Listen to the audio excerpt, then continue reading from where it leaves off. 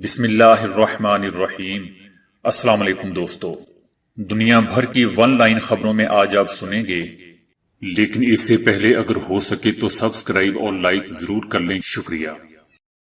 دوستو، سب سے پہلے یہ کہ آپ سب کو میری طرف سے عید مبارک، اور ان کو خیر مبارک جنہوں نے مجھے عید مبارک کہا ہے۔ صدر ٹرمپ کا کہنا ہے کہ نومبر میں ہونے والے صدارتی انتخابات کو ملتوی کیا جائے۔ ڈاک کے ذریعے زیادہ ووٹنگ کی وجہ سے فراڈ اور غلط نتائج آ سکتے ہیں۔ انہوں نے مشورہ دیا کہ اس وقت تک انتخابات ملتوی رہیں جب تک لوگ مناسب اور محفوظ طریقے سے ووٹ نہیں ڈال سکتے۔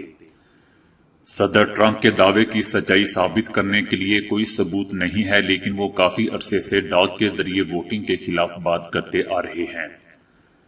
ان کا کہنا ہے کہ اس سے دھاندلی ہو سکتی ہے۔ امریکی ریاستیں چاہتی ہیں کہ کورونا کی وبا سے ہونے والی صحت کے متعلق تشویش کی وجہ سے ڈاک کے ذریعے ووٹنگ آسان ہوگی۔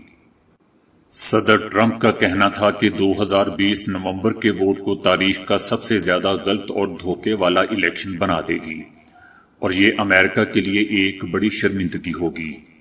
6 امریکی ریاستیں نومبر میں ہونے والے انتخابات ڈاک کے ذریعے کرانے کا منصوبہ بنا رہی ہیں۔ یہ ریاستیں اپنے تمام ووٹرز کو ڈاک کے ذریعے بیلٹ پیپر بھیجیں گی۔ چائنا کا کہنا ہے کہ امریکہ نومبر کے صدارتی انتخابات کی وجہ سے چائنا کے ساتھ ایک نئی سرد لڑائی شروع کرنا چاہتا ہے۔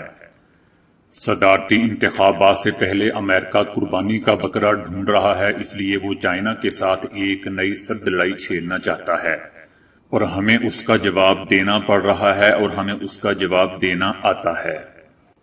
چائنا کا مزید کہنا ہے کہ ہمیں سرد لڑائی سمیت کسی بھی لڑائی میں کوئی دلچسپی نہیں۔ ہم سب نے دیکھ لیا کہ امریکہ اپنے مسائل کے لیے چین کو مورد الزام ٹھہرانا چاہتا ہے۔ عالمی وبا کورونا کے باعث دنیا میں 6,76,760 اموات ہو چکی ہیں اور 1,74,76,105 افراد متاثر ہو چکے ہیں، جبکہ 1,09,39,473 مریض صحتیاب بھی ہو چکے ہیں۔ امریکہ میں کورونا سے متاثرہ افراد کی تعداد 46,34,985 ہو گئی ہے اور اموات کی مجموعی تعداد 1,55,285 تک پہنچ گئی ہے۔ برازیل میں 26,13,000 سے زائد افراد کورونا سے متاثر ہیں اور 91,377 اموات ہوئی ہیں، جبکہ بھارت کورونا سے متاثر ہونے والا تیسرا بڑا ملک ہے، جہاں مریضوں کی تعداد 16,39,000 سے زائد ہے اور 35,000 سے زائد افراد اپنی جان کی بازی ہار چکے ہیں۔ امریکہ کے سابق صدارتی امیدوار ہرمین کین کورونا کے سبب چل بسے ہیں۔ 74 برس کے ہرمین کا اس ماہ کورونا کا ٹیسٹ مثبت آیا تھا۔ وہ صدر ٹرمپ کے حامی تھے۔ امریکہ کے سابق صدارتی امیدوار ہرمین بزنس مین اور ٹاک شو میزبان بھی رہ چکے تھے۔ کویت نے کورونا کی وبا کی وجہ سے عائد سفری پابندیاں ہٹا دی ہیں۔ کویتی حکام کا کہنا ہے کہ 7 ممالک کے علاوہ تمام ممالک کے شہریوں اور رہائشیوں کو کویت آنے اور جانے کی اجازت دی گئی ہے۔ دوستو، کویت میں اب تک کورونا کے 65,903 مریض سامنے آئے ہیں، جبکہ اب تک 44 افراد اس وبا کی وجہ سے جاں بحق ہو چکے ہیں۔ سعودی وزارت صحت کے ترجمان ڈاکٹر محمد عبدالعالی نے کہا ہے کہ تمام حجاج کی صحت تسلی بخش ہے، تاہم فیلڈ اور میڈیکل ٹیمیں ہر جگہ حجاج کے ہمراہ ہیں۔ اب تک کوئی بھی متعدی مرض ریکارڈ پر نہیں آیا۔ انہوں نے کہا کہ اس سال حج موسم کے لیے صحت اسکیمیں معمولی باتوں کو مد نظر رکھ کر تیار کی گئی ہیں۔ کورونا کی وبا سے متعلق تمام ہنگامی تدابیر تیار ہیں۔ ان کا مزید کہنا تھا کہ نہ صرف یہ کہ حجاج کو ان کی رہائش پر صحت سہولتیں مہیا کی جا رہی ہیں، بلکہ وہ جہاں بھی کسی حج عملے کے لیے نکل رہے ہیں انہیں صحت کی خدمات مہیا کی جا رہی ہیں۔ ایران کے سپریم لیڈر آیت اللہ خامنائی نے کہا ہے کہ حج بدعنوان، ظالم، لوٹ مار کرنے والی متکبر طاقتوں کے خلاف طاقت کا مظاہرہ ہے۔ انہوں نے حج بیت اللہ کے موقع پر سالانہ پیغام میں کہا ہے کہ امت مسلمہ کا تمام مفادات اتحاد میں ہے۔ یہی اتحاد مسلم امہ کو خطرناک اور دشمنوں سے مقابلہ کرنے کی قوت دیتا ہے۔ سپریم لیڈر کا یہ بھی کہنا ہے کہ مغربی ایشیائی ممالک میں امریکی موجودگی خطے کے لیے نقصان دہ، تباہ کن اور پسماندگی کا سبب ہے۔ جرمنی میں غیر ملکی افراد کی تعداد 21 ملین سے تجاوز کر گئی ہے، لیکن جرمنی کو اب بھی مہاجرین کی اشد ضرورت ہے۔ پاکستانی مہاجرین کی تعداد 95,000 سے زائد ہے۔ حالانکہ 2019 میں ایسے افراد کی تعداد میں تقریباً 2% اضافہ ہوا ہے، 2011 کے بعد یہ سب سے زیادہ اور تیز رفتار اضافہ ہے۔ کئی دیگر ملکوں کی طرح جرمنی میں بھی صرف پیدائش سے شہریت کا حق حاصل نہیں ہوتا، بلکہ 8 سالہ رہائش کے بعد شہریت حاصل کرنے کا حق حاصل ہوتا ہے۔ امریکہ میں پولیس کے اہلکار سادہ کپڑوں میں ملبوس ہو کر مظاہرین کو گرفتار کرنے لگے ہیں۔ حراست میں لینے کے لیے پولیس موبائلوں کی بجائے سادہ گاڑیاں استعمال کر رہی ہے۔ پاکستان میں چینی کی قیمت میں مسلسل اضافے کا سلسلہ جاری ہے اور چینی 100 روپے فی کلو تک فروخت کی جانے لگی ہے، لیکن ایک ہفتے کے دوران 8 دوسری اشیاء کی قیمتوں میں کمی بھی ہوئی ہے۔ امریکہ میں بیماریوں کو کنٹرول اور روک تھام کے مراکز CDC کے ڈائریکٹر رابرٹ ریڈ فیلڈ نے کہا ہے کہ امریکہ بروقت یورپ سے کورونا کے خطرے کو پہچاننے میں ناکام رہا ہے۔ انہوں نے کہا کہ جب ہمیں یورپ سے خطرے کا احساس ہوا اور یورپ کا سفر بند کر دیا گیا تو شاید 2 یا 3 ہفتے گزر چکے تھے اور روزانہ 60,000 لوگوں کی یورپ سے واپسی ہوئی تھی۔ امریکی حکومت نے 2 فروری کو چائنا کا سفر بند کر دیا تھا، لیکن یورپ کے ساتھ 13 مارچ تک اپنی پروازیں منقطع نہیں کی گئی تھیں۔ اس وقت تک نیو یارک شہر میں 26 مریضوں کی نشاندہی ہو چکی تھی۔ ایشیائی ڈیولپمنٹ بینک ہندوستان کو کورونا سے نپٹنے کے لیے $30 لاکھ عطیہ دے رہا ہے۔ ADB کے جنوبی ایشیا کے انسانی اور سماجی ڈیولپمنٹ کے ڈائریکٹر سونگ سوپ را نے یہ اعلان کرتے ہوئے کہا ہے کہ نئی گرانٹ ہندوستانی حکومت کو ADB کے جاری تعاون کے علاوہ ہے۔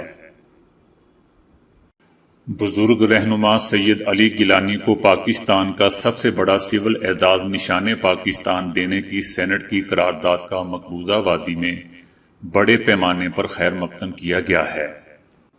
پاکستان کی سینٹ نے پیر کے روز متوقع طور پر ایک قرارداد پاس کی ہے جس میں سید علی گیلانی کی بھارت کے غیر قانونی قبضے سے آزادی کے لیے انتھک جدوجہد کے اعتراف میں انہیں نشان پاکستان دینے کی سفارش کی گئی ہے۔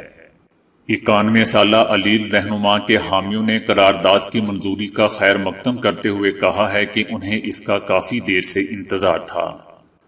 ڈاکٹر شیخ شوکت حسین نے کہا ہے کہ ان کا ماننا ہے کہ سید علی گیلانی کو ان کی خدمات کے اعتراف میں نشان پاکستان کا اعزاز دیا جا رہا ہے اور وہ سمجھتے ہیں کہ گیلانی صاحب اس کے زیادہ مستحق ہیں، لہٰذا کسی کو اس بات پر حیرت نہیں ہونی چاہیے اور نہ ہی اس پر اعتراض کیا جانا چاہیے۔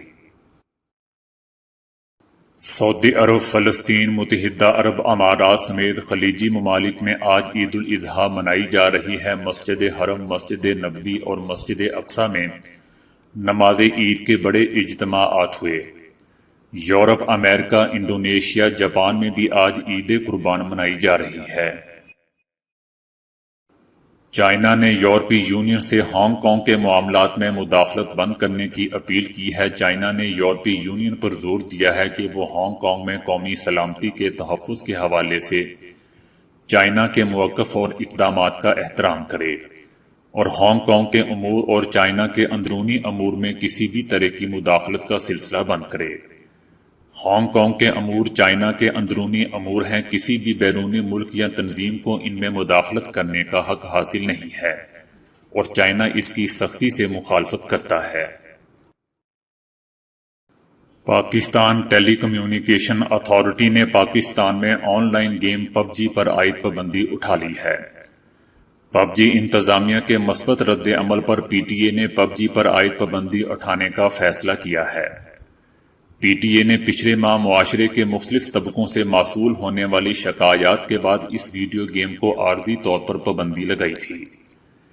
PTA کا کہنا تھا کہ عوام سے موصول ہونے والی شکایات میں کہا گیا ہے کہ یہ گیم لت کا باعث وقت کا ضیاع ہے اور اس سے بچوں کی جسمانی اور دماغی صحت پر منفی اثرات مرتب ہو رہے ہیں، جبکہ اس پر مختلف عوامی اور سماجی حلقوں کی جانب سے گیم پر پابندی اٹھانے پر تحفظات بھی سامنے آ رہے ہیں۔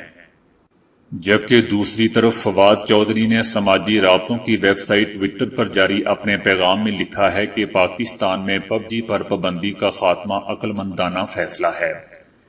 گیم پر پابندی لگانے کا فیصلہ انتہائی اقدام تھا اور مستقبل میں اس حوالے سے محتاط رہنا ہوگا۔ جبکہ وزیر اعظم کے معاون خصوصی ڈاکٹر شہباز گل نے اس فیصلے کے بعد امید ظاہر کی ہے کہ نوجوان گیم کو مثبت انداز میں استعمال کریں گے۔ سالوں سے جاپان کے ساحل پر انسانی باڈی سے بھری ہوئی پر اسرار کشتیاں نمودار ہو رہی ہیں اور کوئی بھی نہیں جانتا کہ یہ کہاں سے آتی ہیں اور ان میں موجود لوگ کیسے مرتے ہیں، جن میں سے اکثر کی باڈیز جاپان تک پہنچتے ہڈیوں کا ڈھانچہ رہ جاتی تھیں۔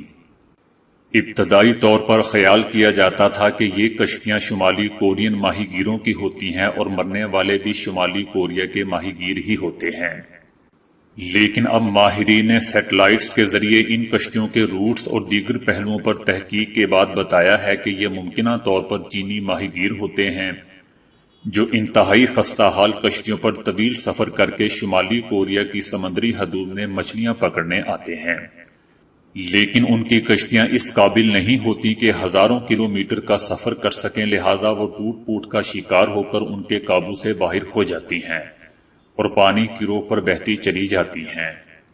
ان کشتیوں کو جاپان کے ساحل تک پہنچنے میں مہینے لگتے ہیں۔ اس دوران ان میں موجود ماہی گیر فاقوں سے موت کے گھاٹ اتر جاتے ہیں اور ان میں سے اکثر کے ڈھانچے ہی جاپانی ساحل تک پہنچ پاتے ہیں۔ 2017 میں اسی طرح کی 100 کشتیاں جاپان کے ساحل پر آئی تھیں، جن میں سے مجموعی طور پر 35 باڈیز برآمد ہوئی تھیں۔ اس سے پچھلے سال 66 کشتیاں جاپانی ساحل پر پہنچی تھیں۔